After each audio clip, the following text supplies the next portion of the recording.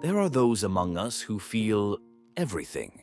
A room's silence, a stranger's unease, the quiver in a voice when words betray what's truly felt. They are the sensitive ones, often mislabeled as fragile, dramatic, or weak. But in truth, sensitivity is not a flaw. It is a form of intelligence. In neuroscience, we find a mirror to this truth. Mirror neurons, discovered in the 1990s, are the very basis of empathy. When we see someone else smile, cry, flinch in pain, these neurons fire in us as if we too are experiencing their emotions. Highly sensitive people, research shows, have a more active mirror neuron system. Their brains literally resonate with the emotions of others. Sensitivity is a heightened perception, not a malfunction.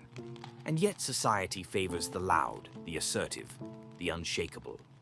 We praise those who speak with conviction, not always those who listen with compassion. But listen closely. In every era of great transformation, it is the sensitive who led us to deeper truths. Carl Jung once said, "Only the wounded physician heals." Sensitivity comes often from early wounds, from being told to toughen up, to suppress tears, to be less.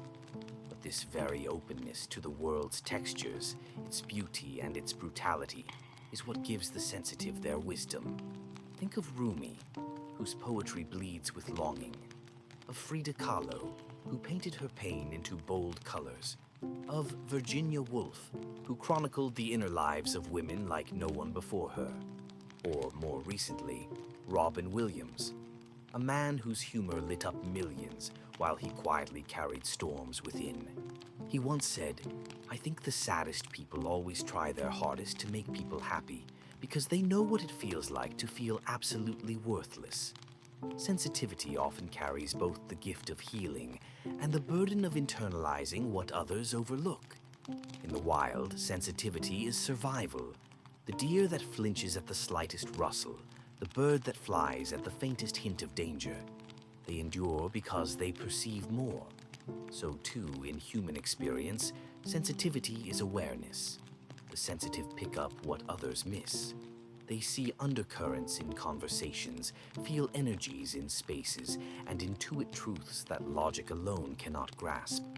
In Eastern philosophy, this trait is honored. The Tao Te Ching teaches us to be soft like water, for what is soft can overcome the hard. In Japanese aesthetics, the concept of mono no aware, the pathos of things, celebrates sensitivity to the impermanence and subtle sorrow of life. But in our modern world, sensitivity has become inconvenient.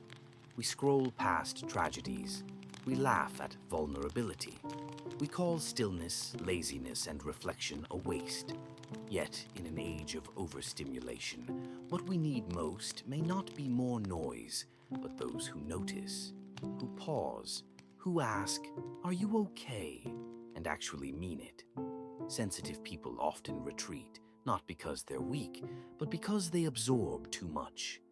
Like sponges in an ocean of chaos, they must wring themselves out in solitude. And in that solitude, they bloom. Science supports this too. Studies in sensory processing sensitivity show that these individuals flourish in calm environments where they can reflect deeply.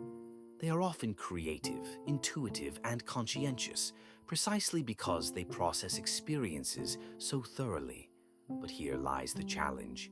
Sensitivity must be protected, not abandoned. Boundaries, not walls. Reflection, not rumination.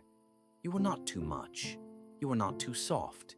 You are the instrument that hears the quiet song others miss. So let us stop telling children to toughen up. Let us teach them how to care deeply without drowning. Let us honor sensitivity, not as a deviation from strength, but as its truest form. Because in a world that numbs itself to feel less pain, perhaps the real revolution is to feel more, to hold this world gently, and still choose to love it,